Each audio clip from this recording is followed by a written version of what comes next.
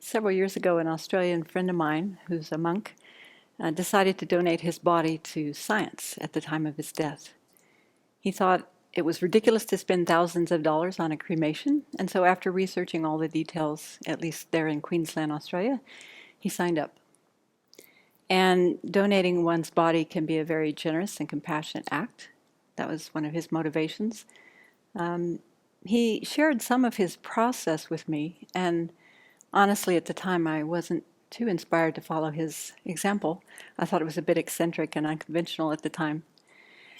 But during the past winter Vajrasattva retreat, I focused a lot on the eight worldly concerns and overcoming attachment, and also meditated on the aspects of the body, 32 aspects. And it occurred to me that I actually could make an offering of my body. At least I was willing to consider it.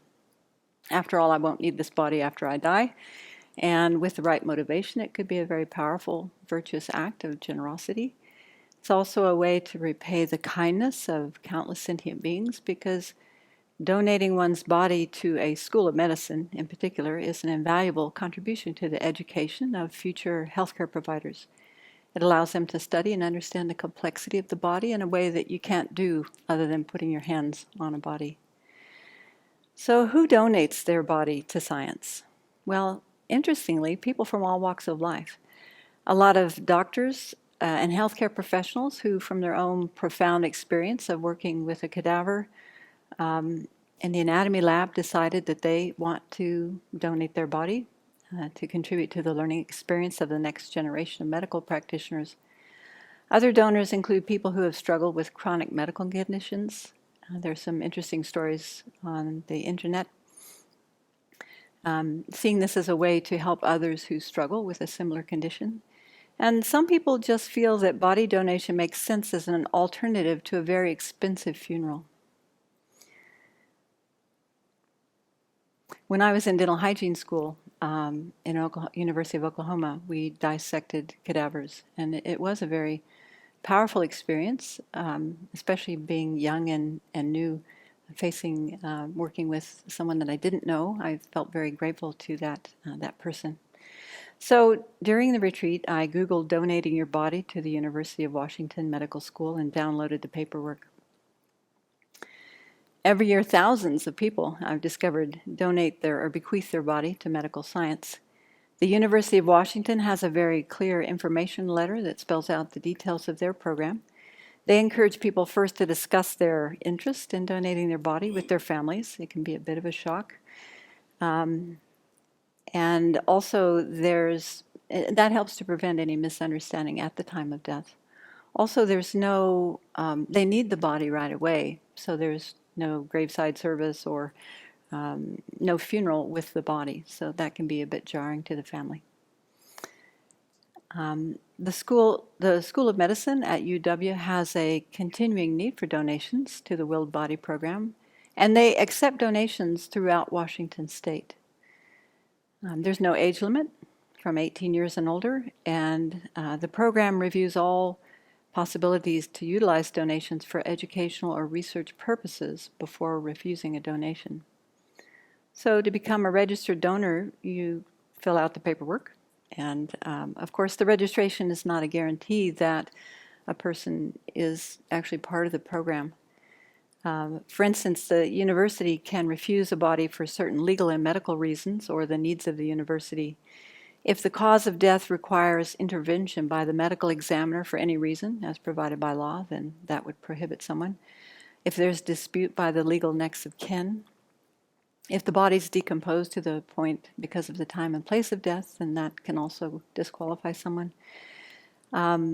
Severe trauma to the body, for example, a car accident or a fall, an infectious disease like HIV or hepatitis, sepsis, MRSA, things like that, or significant bed sores, skin ulcers, extensive burns, jaundice, things like that. Also, if a person is too obese or too emaciated, they are disqualified, or if they've had a lot of recent surgeries or multiple illnesses, or the body being out of state. Now, there are some places that don't matter, they don't care where your body is, they will come and get it. They might charge your family to do that, like the Mayo Clinic. They'll take bodies from all around the country. They don't exclude people because of cancers or dementia, Alzheimer's, Parkinson's, transplants, artificial limbs, or pacemakers. The body could be retained by the university anywhere from 2 weeks up to 3 years, depending on their needs. And after they use the body, they cremate the remains, which they either return to the family or they bury in a university community plot. And what's interesting is that I found online that many universities who have this kind of program for their medical schools hold a memorial every year for the people who had donated their body that year, and so that the young medical professionals can come and pay tribute and honor the bodies that help them in their education. The cost of this program to the donor is nothing, so the cremation is free of charge. And personally, I thought that I could use the Knights of Columbus burial policy that my dad started for me 40 years ago for a better purpose than paying for a cremation.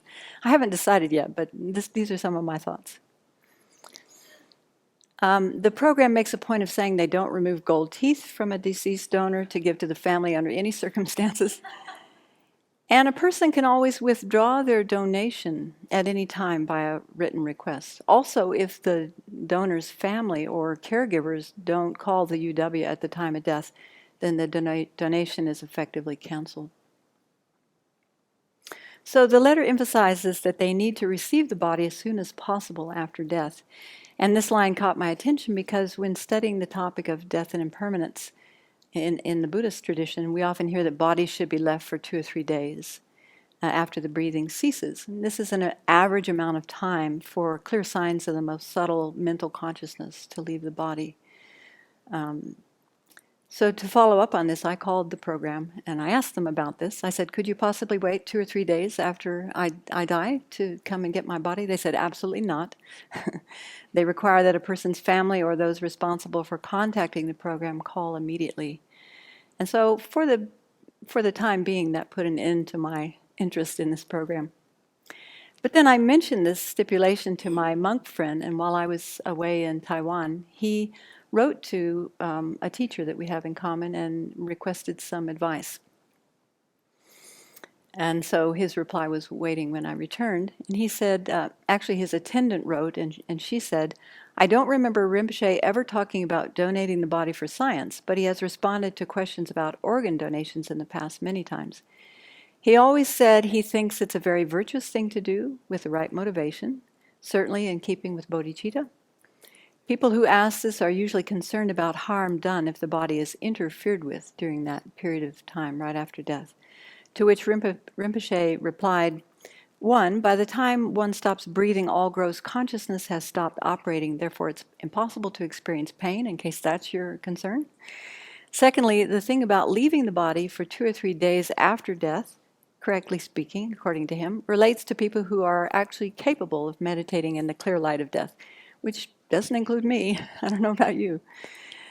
He also says that when someone dies in a hospital, there isn't always the opportunity to leave the body for 2 or 3 days. And so we have to go along with the customs of the place where we are. So his answer cleared up that doubt for me. Also, in the 5 powers at the time of death, the power of the white seed advises us to destroy our attachment to possessions by giving them all away as an offering before we die, so that we've actually made that donation ourselves, that act of generosity. And so I think we can think of this gross body as one of our possessions and offer it to medical science for the benefit of others.